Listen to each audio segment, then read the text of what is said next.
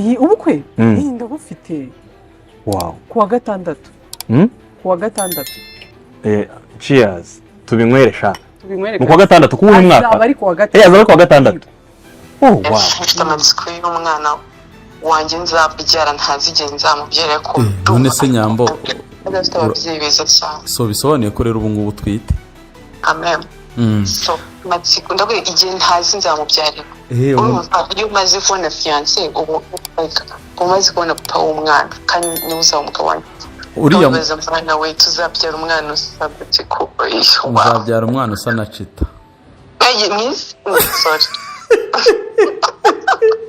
arigiye kugira ngo uvuga ngo iki Imana ishimwe oya bari arigiye Imana ishimwe yes mbaye ikaze kandi bashimiye kuba mukurikira Mind Empire News nk'ibisanzwe ni Shizo G mwami ubwiza bw'abagore n'abakobwa the king of Nyashandi beautiful girl ku bantu bashya icyo gukora no gukanda like subscribe ndetse na share utibagiwe gukomentinga kuri video zacu kugira ngo utubwire uko video yacu wayibonye murakaza neza rero mu kiganiro cy'uyu munsi aho tureba ibyasacingwe cyane ku mbuga nkoranyambaga yo welcome subscribe watch time na views byo kuri YouTube ese wa wifuza kugura likes followers views comments byo kuri Instagram TikTok Facebook Twitter n'izindi mbuga nkoranyambaga igisubizo nta kindi ni dutanga serivisi zose zavuzwe haruguru ndetse tukanakemura ibibazo byose bijyanye na social media kubindi bisobanuro waduhamagara Your pressure is our mu masaha ashize nibwo twabonye ku mbuga nkoranyambaga ibintu bigiye bitandukanye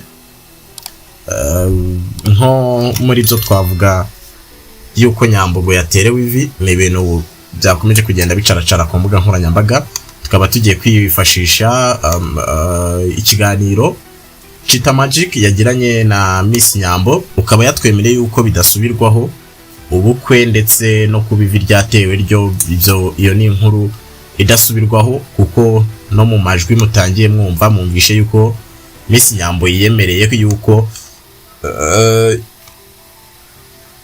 hari ubukwe ndetse ukaba yanabyemereye mubyumva yuko iryo vi byatewe so muri iki kiganiro rero turagenda tubasha no kugenda turebera hamwe ibintu bigiye bitandukanye harimo nk'itariki uyu Miss Nyambo bivugwa yuko nubwo bitaremezwa bivugwa yuko ashobora kuzajya mu murenge ukaba muri iki cyumweru havugwa yuko uyu Miss Nyambo hari niba twabyita ubukwe cyangwa se imisango yo gusaba ndetse no gufata irembo kuko ibijyanye no kwiyerekana ku babyeyi ibyo byararangiye rero ntabatindiye reka nshyiremo ikiganiro kigufi yagiranye na Chita Magic kibuze ndibugaruke nyuma turebe hamwe izindi ngingo yo welcome Nyambo waterewe cyangwa wambitswe fiançaye amerewe ate kuko ibintu twabonye nibyo nukuri byabaye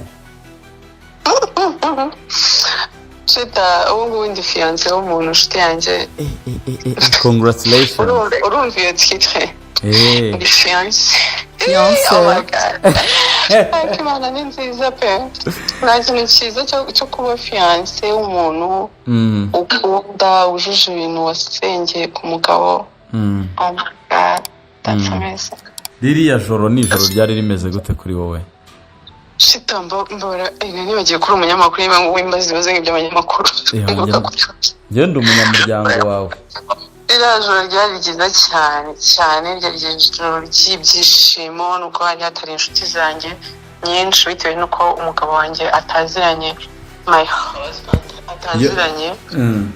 ataziranye nabo abo yagerageje nyine ni abantu n'undi yari afite nimero abaje nabo yari afite nimero n'undi basanzwe bafitanye communication ibyo abantu bari kwibaza ku murongo wa telefone turi kumwe na Miss Nyambo aka Nyambo Jessica umukinnyi wa filime akaba na producer akora filime guhera kuri The Message uyu munsi afite filime nshya yitwa Nkunda filime nziza cyane mu mazi iminsi mukurikira kuri Miss Nyambo ndetse hari na filime yitwa Mwene Data nayikundwa n'abantu benshi Nyambo tuguhaye ikaze kuri Chita Magic mu kiganiro kigufi tugiye kugirana kuri telefone umerewe gute? neza cyane bishimye. Ejo bundi twavuganye kuri telefone bagiye kuguterera ivi urambeshya ngo nta gahunda ihari none surprise. ahubwo urambwira wari ubizi kuki utanyibiye akabanga? Njye nari mbizi ko bari buguterera ivi cyangwa n'iby'imihanda bihoraho ngo nyabakisari igihe batanera ivi buri munsi umusoro afata banera ivi. Njyewe nari mbizi nabiriyo wasanga ari AI. njyewe nari mbizi ko bazamenyereye gukoresha AI. Nari mbizi ko bazaguterera ivi muri iki cyumweru naguhamagaye mbizi. Ariko urabyibuka ko icyo gihe ntabwo nigeze ko utanyibiye ibanga se sha. ubwo se uwayiteguye nari kumubwira iki? Njyewe nari namenye ahantu irabera nuko biri bugende birangira babihinduye. Yego asa ari kumbwira niteko nakubwira se ngo genda nakubwira ngo genda kwirebera bagiye kuguterera ivi. Kambwira ati wowe witeguye ntagishyika. Oya icy'ingenzi nuko byamaze kuba kandi byagenze neza. Twabonye social media ziri kubivuga mu buryo butandukanye. Nyambo waterewe cyangwa wambitswe fiançaye amerewe ate? Kuko ibintu twabonye nibyo nukuri byabaye. Chita ubu ndi fiancé w'umuntu nshuti yanjye. Congratulations. Urumva iyo titre? Ndi fiancé. Oh my god. Imana ni nziza pe. Nta kintu cyiza cyo kuba fiancé w'umuntu ukunda wujuje ibintu wasengeye ku mugabo. Oh my god. That's amazing. Ririya joro ni ijoro ryari rimeze gute kuri wowe? Shita mbora nibagiye kuri umunyamakuru niba ngo wimbaza ibibazo nk'iby'abanyamakuru. Njye ndi umunyamuryango wawe. Iriya joro ryari ryiza cyane ryari ijoro ry'ibyishimo nuko hari hatari inshuti zanjye nyinshi bitewe nuko umugabo wanjye ataziranye my husband ataziranye nabo abo yagerageje nyine ni abantu n'undi yari afite nimero abaje nabo yari afite nimero n'undi basanzwe bafitanye communication.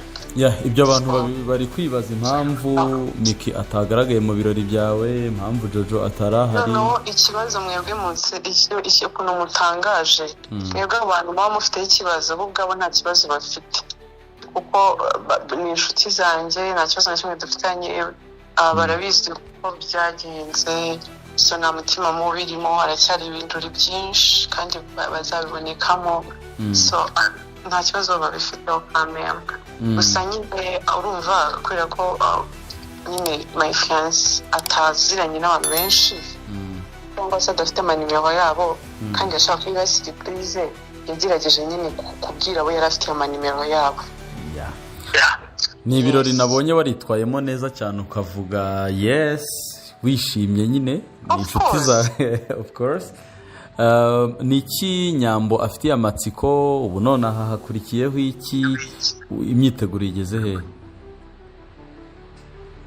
Imyiteguro y'ibikize kandi imyiteguro yo hakurikiyeho gukomeza na fiancé y'umuntu hakazakurikiraho ubukwe igihe nazi nzabatumira nimara kubimenya. Mfite amatsiko y'umwana wanjye nzabyara ntazigihe nzamubyere ko none se Nyambo adafite ababyeyi beza cyane. So bisobanuye ko rero ubu ngubu twite? No mfite amatsiko ndabwira igihe ntazi nzamubyarira. Iyo umaze kubona fiancé ubu umaze kubona papa w'umwana kandi niwe uzaba umugabo wanjye kameme. So uriya mwana we tuzabyara umwana usabye ko uzabyara umwana usa na Chita. Sorry. Arugiye kugira ngo uvuga ngo iki Imana ishimwe. Oya barira. Arugiye ngo Imana ishimwe. Yes, bana tutababarira. Nyambo njyewe ndakubwira nti congratulations kuko nkuzi bwa mbere uza mu itangazamakuru uza muri sinema kubona rero ugeze igihe bagupropoza mu birori bubashywemo surprise. Nabonye waranahinduye n'ikanzu ngira ngo mwagize ibirori bibiri. Byari byiza cyane njyewe nishimiye ibirori byawe.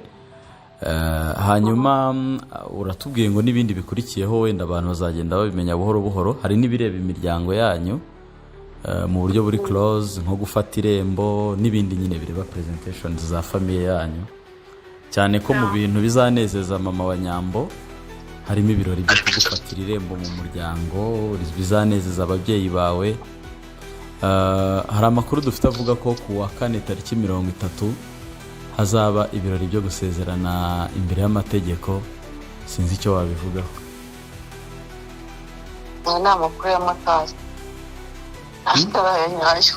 Senyambo, amakuru yose umbwira ngo ntabwo ari ayanyayo ko birangira bibaye. Amakuru y'abamotari nayo nzi ukeka niba nayo surprise bari kunigurira. None se Nyambo, reka nkubaze ikibazo cya nyuma wenda nkurekure ukomeze gahunda zawe. Ni iki cyavuzwe kitari ukuri ku mugabo wawe cyangwa se fiancé wawe mwitegura kubana? Okay, ntabwo nzi ibyo wamuvuzeho. Hari ibintu wamuvuzeho? Hari ibyo numvise ngo ni umudiaspora uba Dubai, umaze imyaka myinshi akorerayo, ngo mumaze imyaka 8 mukundana. Imyaka nanjye mfite imyaka 8.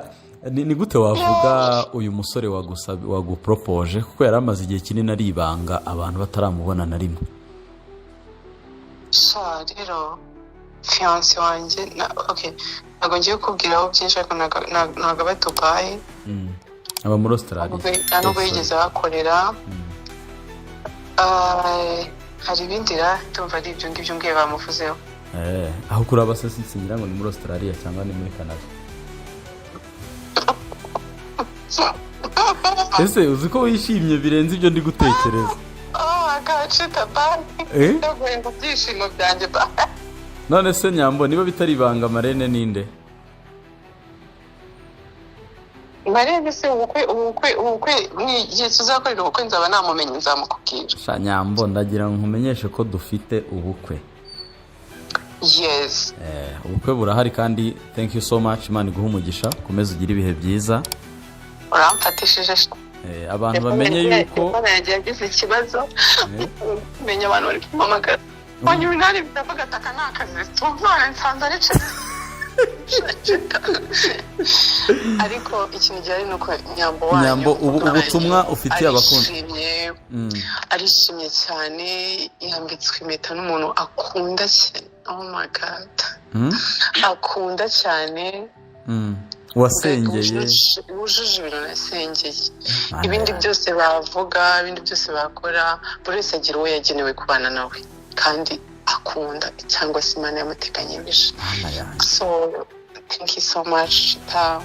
Ibihe byiza, ubyara undi mwana nawe. Bye Mana yanjye. Nyambo, ibihe byiza.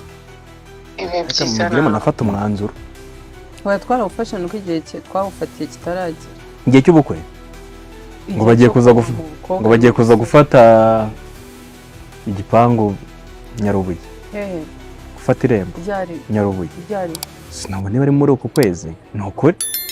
Ubukwe ndabufite. Wow. Kuwa 6. Kuwa 6. Cheers. Tubinywere sha. Tubinywere. Mu kuwa 6 kuwuhe mwaka? Abari kuwa 6. Azaba kuwa 6. Oh wow. Shiraho pareri mwana.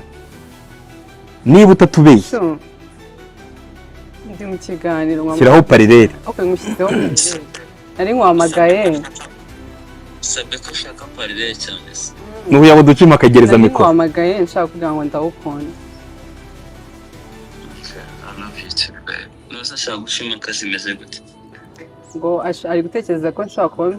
Shema ari mwumva. Ngo abandi bashiri kandi ntabo. Araba baripanze akazi. Wenyine nari nkwamagaye mbwe ngo ndaguko. Nawe bagusukuza amana. Ntabwo twahuye nka gutuza. Wow. Baby wibivuga byose. Nice. Bye, ndawukunda.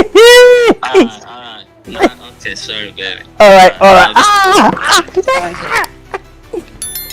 I'm sorry to say, ariko abagabo b'iminsi nsigaye mbona nyine abenshi utapfa kubatandukanya n'abakora. Abagabo? Usanga bya bintu nyine byitwaga by'abagore. Ari abagabo basigaye niyo basigaye bicara. Make up se? Oya niyo basigaye bicara bari mu bujajwa. Nusigaye bagira protocole nyinshi. Nusigaye birirwa muri salo bisiga bashaka gukora bashaka nyine kubaho bwa buzima bworoshye bw'ubusongarere nibo bashaka kera abagabo bahuraga akavuga ati Sabe ngenda gukeneye nshaka ko duhura tuganira mugiye kuganira imishinga hari akantu hari nyana nari naguze ariko rero ikiraro cyanjye bimeze gutya na gutya cyangwa se mukaganira ibintu urumva nari naranguye ibi ariko nabura 40,000 waba kwenda cyangwa se Sabe nshaka gukora imishinga kandi nabonye nawe warawukoze nize bigenda gute ariko umuntu aragiye kukubwira yicara akusha Sabe mvukiremo depresira urumva umukobwa ngo nyine ngo yarambabaje arabyutse aroga arambara afata nta kazi yakoze araje afasha amasaha 3 ari mu bujajwe ayo masaha undi mugabo yashatsemo amafaranga amaze no kuyabona abantu ntabwo bazubaka mu gihe kimwe n'urugo ntabwo ruzakomeza bene abo batipe rero ngo abakobwa murabakunda sha mu izina rya Faya wa mutete wenda gufa yarinze n'undi munsi hari abantu bari hariya bakoze cyane bafite amafaranga bashaka utuntu turango tw'udusore nyine bayasa ko kubamara irungu no kubashimashi ko kubamara irungu bavuga ati nese niba mfite miliyoni wenda 100 gukuramo se kuramo miliyoni 1 cyangwa 500,000 ayo umuntu uzajya umara irungu umuntu umara irungu akavuga ati ntari ibintu budakora ntari ingenza yamwishyurira inzu umukore stock ntari buzushimashime ukora akazi kabi n'uguri kw'Imana abantu bagakora akazi kabi kuri wewe mu by'ukuri umugabo ntabwo ndi gutekereza ukundana n'umuntu ntabwo uzi icyo akora nta n'ubwo mwumva ngo yagiye ariko ameze neza kandi ubumva amafaranga yakure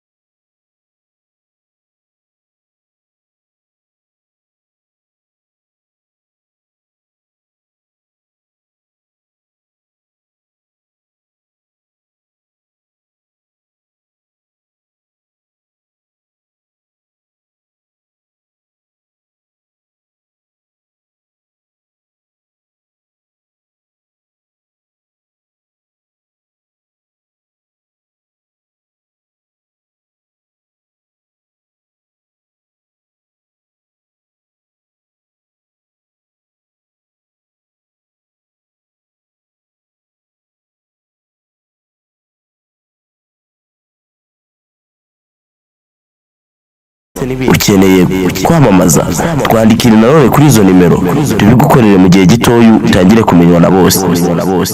The Mixer TV, make your show your future.